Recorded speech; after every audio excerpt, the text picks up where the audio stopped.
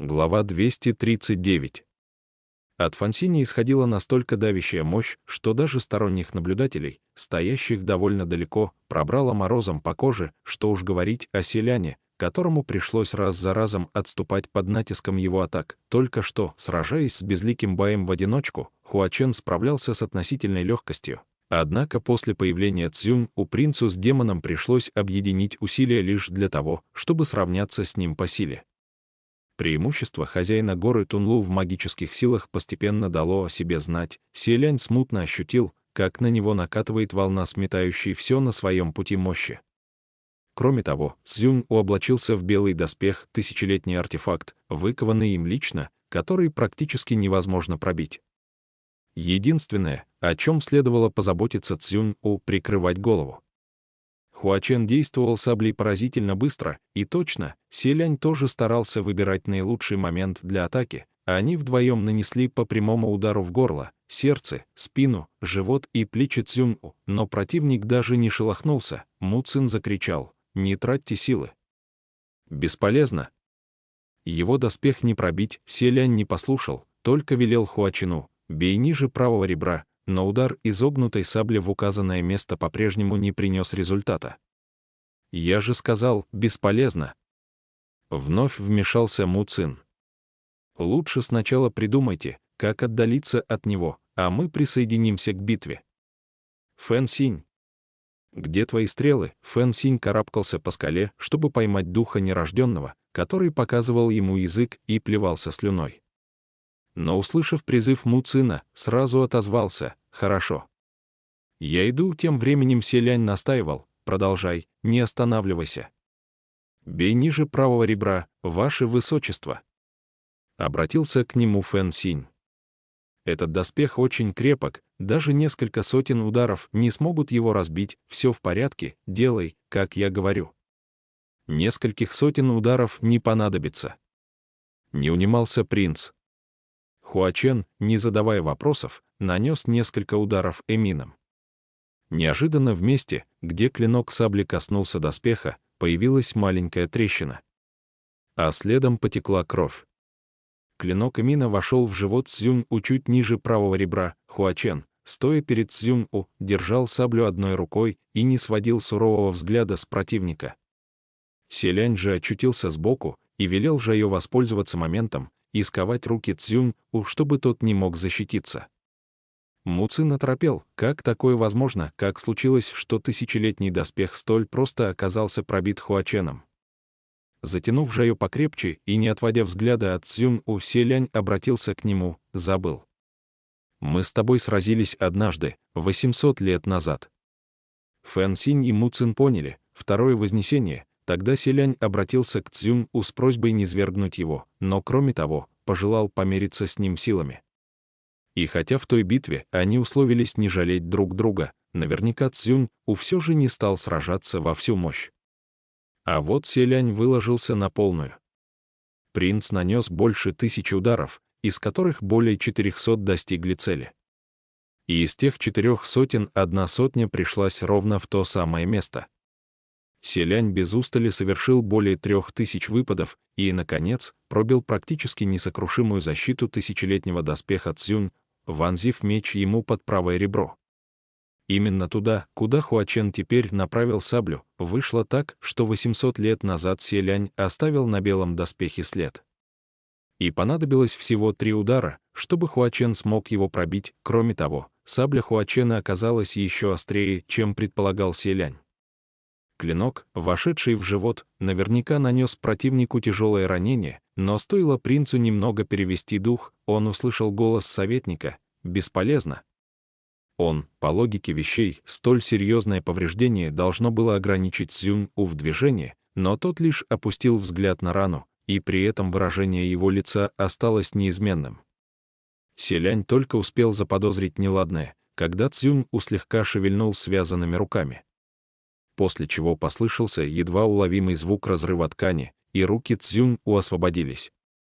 Жайо порвалась белая шелковая лента, разорванная пополам, без признаков жизни опала на землю. Еще миг, и принц почувствовал, как кто-то схватил его за шею и поднял вверх. он услышал возглас Хуачена: «Ваше Высочество». Вот только этот голос вдруг оказался где-то далеко. Зато голос Цзюнь-У зазвучал совсем рядом. «Синь-Лэ, неужели ты думаешь, что меня в этой жизни пронзали меньше твоего?» Решил, что я не сочту это пустяком. Вдалеке раздался голос советника: «Даже если вы проткнете его 118 раз, это не возымеет действия. Потому что он, похоже, уже не способен почувствовать боль. Ни один мускул не дрогнул бы на лице селяня, даже если его бы пронзило прямо в сердце мечом насквозь». Цзюнь-О был таким же. Фэн Синь, который уже натянул лук в сторону Цзюнь-У, опустил оружие со словами: «Что? Но ведь тогда получается, ранить его или не ранить нет никакой разницы». Му Цин вставил: «Заодно сообщу вам еще одну плохую новость. Я кое-что заметил и подозреваю, что скорость его самоисцеления даже намного выше, чем скорость, с которой наносятся раны». «Что?» Тем временем Селянь уже сам убедился в том, что это чистая правда. С такой страшной раной любой другой на месте Цзюнь усложился бы пополам от боли, но тот уже перестал истекать кровью. «Не стоит так удивляться», — произнес Цзюнь. «Мне слишком часто вонзали нож в спину, и я умер бы уже 1000 раз, не научившись мгновенно исцеляться. Впрочем, вы двое поистине весьма неплохи». Он улыбнулся. «За 800 лет мне нанесли всего 2 ранения, мечом и саблей, и это ваших рук дело. Собиратель цветов под кровавым дождем, встань подальше, ты ведь не хочешь увидеть, как я сломаю Синь-Лэ шею». Лицо Хуачена сделалось мрачнее некуда, в глазах закипела ярость, но на его глазах Цзюнь-У подвесил селяня над краем небесного моста, стоит разжать пальцы, и принц упадет в пламенный поток с высоты в 100 чанов. Поэтому Хуачен немедля опустил оружие, однако из рук не выпустил, и медленно отступил на несколько шагов.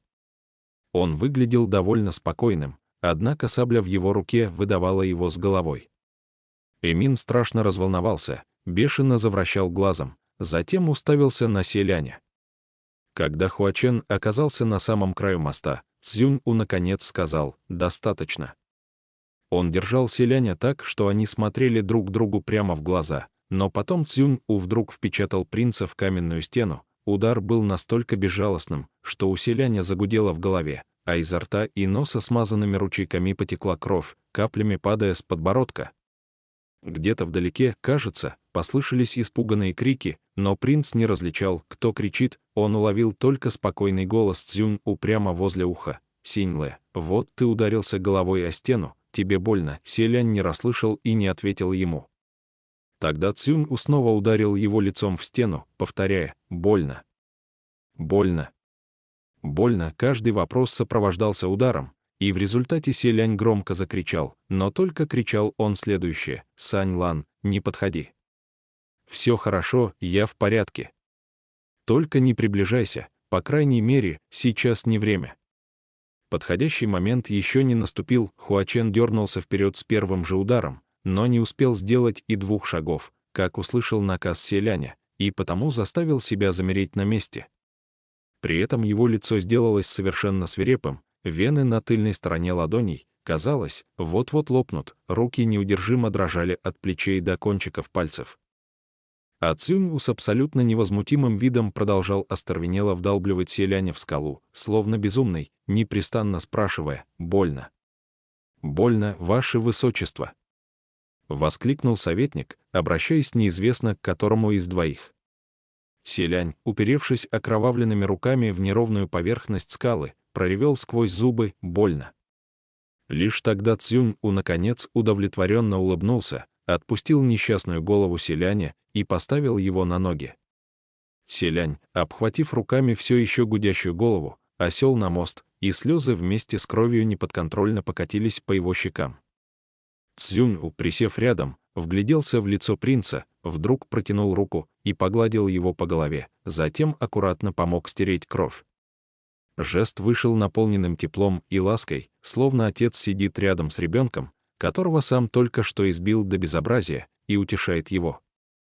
От такого зрелища у Фэн Синя и Му Цина кровь застыла в жилах. Он в самом деле обезумел. Рука Хуачена, сжимающая саблю, захрустела суставами, а зрачок в глазу Эмина резко сузился, при этом сам глаз будто бы покрылся кровавыми прожилками. Селянь, не пророняя ни звука, лишь позволял Цзюнь стирать кровь со своего лица. Цзюнь тем временем размышлял вслух: «Ну что за глупое дитя, раз тебе больно, почему ты не одумаешься? Считаешь, если биться головой о стену, то стена упадет сама? Почему бы не изменить собственное направление?» Селянь ответил: «Не одумаюсь». Цзюнь вспылил, замахнулся и нанес такой удар, что Селянь распластался на мосту. Голова принца все еще кружилась, когда Цзюнь снова приподнял его одной рукой. По его тону было ясно, что он скоро потеряет терпение. «Тебе непременно нужно вывести меня из себя. Я спрошу еще раз. Ты исправишься или нет?» Селянь, кашлянув, выплюнул полный рот крови. «Не исправлюсь». Маска мягкости на лице Цзюнь наконец треснула, сквозь нее промелькнул гнев. Советник, мрачный как туча, заметил этот недобрый знак и поспешно выкрикнул: «Ваше Высочество! Вы ведь никогда не желали смерти этому дитя, он всегда вам очень нравился. Вы сами говорили, разве не помните?» Цзюнь холодно усмехнулся: «Не будь это так, я бы не стал 800 лет тратить все свое терпение и снисхождение на него одного. Он бы давным-давно обернулся частью фундамента столицы бессмертных, попираемой тысячами ног». Он повернулся к Селяню и вновь неожиданно пришел в ярость, но только он не ценит доброго отношения, упрямится, капризничает, никак не желает меня слушаться.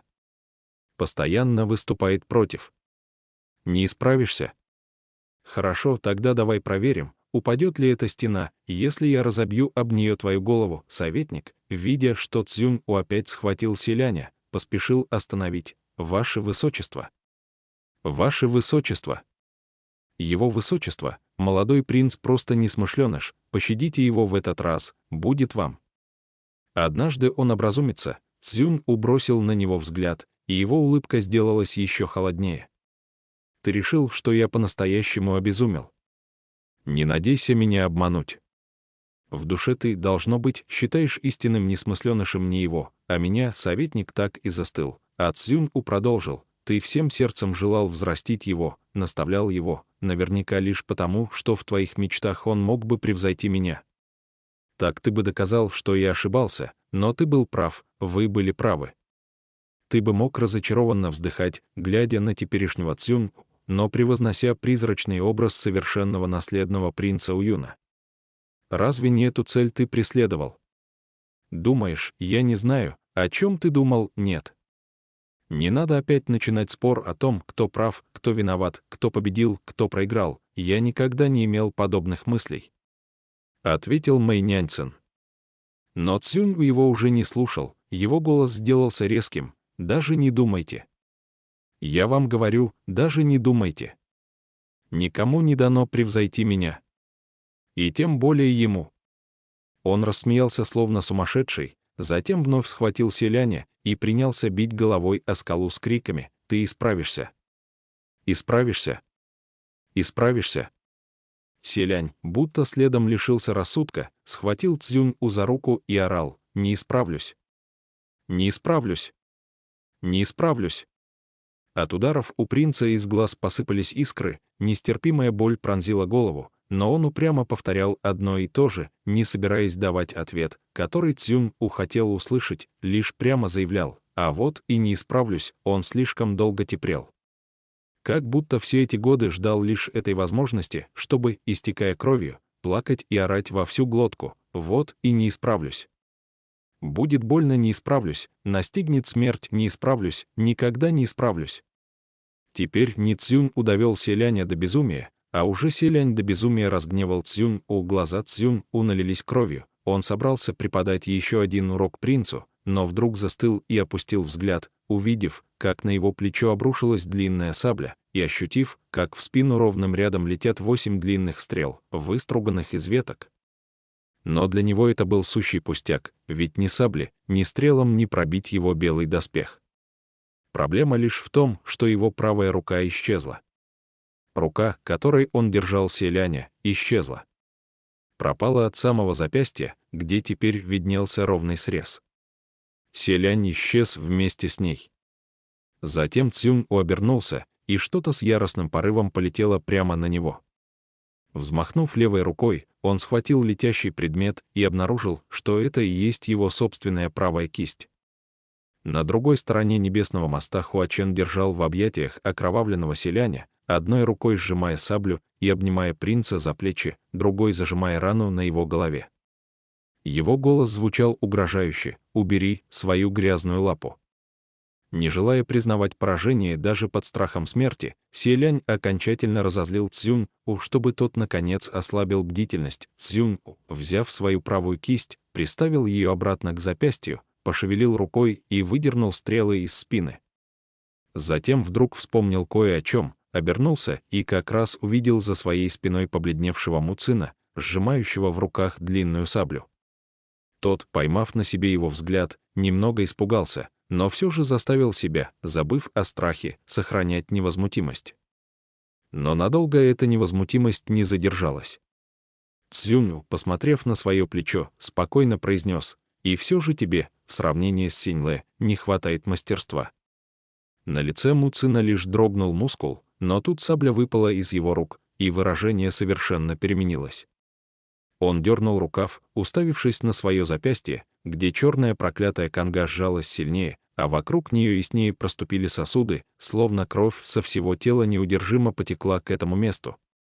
Фэн Синь, видя, что Муцин стоит, не шевелясь, закричал ему: «Чего ты встал? Беги, Фэн Синь, дурья ты голова!» Одернул советник: «У него ведь ранены ноги, как он побежит?» Фэн Синь от неожиданности выругался: «Твою ж мать, он совершенно забыл об этом!» В прошлом Муцин, наверное, закатил бы глаза от злости на Фэн Синя, но теперь, даже имей он возможность убежать, это не помогло бы. «С конгой на руке беги, сколько вздумается, не поможет». Фэн Синь, выругавшись, хотел было прийти на помощь, но Цзюнь-У вдруг запустил в него те стрелы, которые только что вынул из собственной спины. Фэн Синь только и успел почувствовать холод в сердце, опустил взгляд и обнаружил, что все 8 стрел вернулись к нему и теперь торчат из его груди. Цзюнь уже медленно направился к Хуачену и селяню. Хуачен, не удостаивая противника взглядом, обнимал селяня и звал: «ГГ». ГГ селяню так досталось, что он лишь спустя некоторое время пришел в себя, до сих пор ощущая, как ужасно болит голова. Но даже не открыв глаз, он первым делом спросил: «Сань Лан, ты в порядке?» Хуачен, посмотрев на принца, вдруг прижал его к себе сильнее и с нежностью произнес: «Я в полном порядке. Лучше бы ты позаботился о себе». Он крепко сжал принца в объятиях, при этом стараясь не касаться его ран. Селяню пришлось приложить усилия, чтобы открыть глаза, и перед ним предстала жуткая картина происходящего. Муцин, словно окаменевший, остался стоять на месте, одной рукой крепко схватив себя за запястье, словно в противостоянии с конгой-кровопийцей. Но по его мертвенно-бледному лицу было ясно, долго он так не продержится. Фэн Синь, хоть его и не пронзило стрелами насквозь, все же оказался серьезно ранен и теперь упал на мост. Дух нерожденного, от радости то и дело издавая странные вскрики, скакал вокруг него, наступая Фэн Синю на лицо, отчего тот приходил в ярость, но пошевелиться не мог, иначе его раны стали бы еще серьезнее. Небесный мост тем временем рушился, участок за участком, и они в любой момент могли упасть следом. Селянь, поняв, в каких обстоятельствах они оказались, от испуга захотел подняться, и Хуачен поддержал его под руку. Они вместе посмотрели вперед, на медленно приближающегося к ним Цзюнь-У. В свете пламени, окружающего со всех сторон, его фигура казалась чрезмерно высокой и отбрасывала огромную тень. Селянь, старательно стерев с глаз и лица кровь, уставился на эту фигуру. В руке Цзюнь удержал Чжусинь, направив переливающийся духовным сиянием клинок в сторону и вниз. Сейчас казалось, что вовсе не он в приступе безумия вбивал селяня в скалу, а кто-то другой. «Синьлэ, ты прекрасно понимаешь, что твое поражение неизбежно». Цзюнь узнал селяня, как никто. Знал все о его технике боя, а также полностью превосходил его в магической силе. К тому же, даже еще не вступив в схватку с Цзюнь-У, принц почувствовал, что и боевой дух, и магические силы того возросли. Гора Тунлу его владения, и это заметно подавляло любого противника. «Наверное, он прав», — подумал Селянь. «Принцу не победить». Но даже если так, он непременно должен сразиться, только Хуачен вдруг сказал: «Нет. Ваше Высочество, ты сможешь победить его». Селянь застыл и перевел на него взгляд, а Хуачен, также внимательно глядя на принца, добавил: «Ты сможешь победить. Ты сильнее его». Его единственный глаз сиял так ярко, будто внутри что-то горело. Хуачен уверенно сказал: «Верь мне. Он ошибается, а правда на твоей стороне. Ты сильнее его». «Ты намного сильнее», — Цзюнь-У издал тихий смешок, должно быть, счел слова Хуачена смехотворно наивными. Или, может, развеселился из-за мощи, которой поигрывал в ладони. Сила веры тысяч и тысяч последователей сейчас находилась в его руках, но Хуачен схватил принца за плечо. И что с того? Это просто десятки тысяч глупцов, они ничего не стоят. А тебе достаточно одного последователя. Достаточно одного последователя. Селянь не успел сообразить, что происходит, когда Хуачен притянул его к себе. Глаза принца широко раскрылись.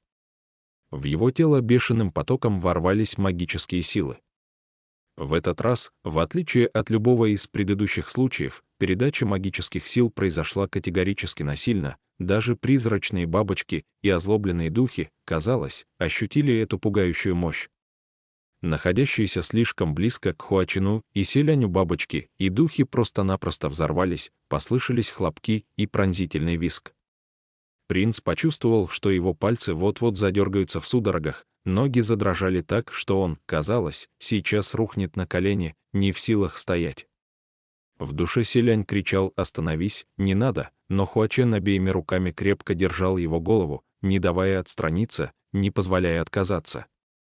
Спустя какое-то время Селянь ощутил, как напряжение на шее спало. Одновременно с этим Хуачен наконец отпустил принца, и у того подкосились ноги, упав на колени. Селянь уперся руками, только так ему удалось сохранить равновесие. Цзюнь-У остановился, глядя в их сторону с посуровевшим лицом. А Фэн Синь, лежавший вдалеке от них, проговорил, не веря своим глазам: «Ваше Высочество, твоя». Селянь дрожащими руками притронулся к шее. Ничего нет. Хуачен влил в него слишком много магических сил. Правда, слишком много, их количество вышло далеко за пределы, которые способна запечатать проклятая канга. Оковы, что сдерживали Селяня больше 8 сотен лет, оказались сломаны.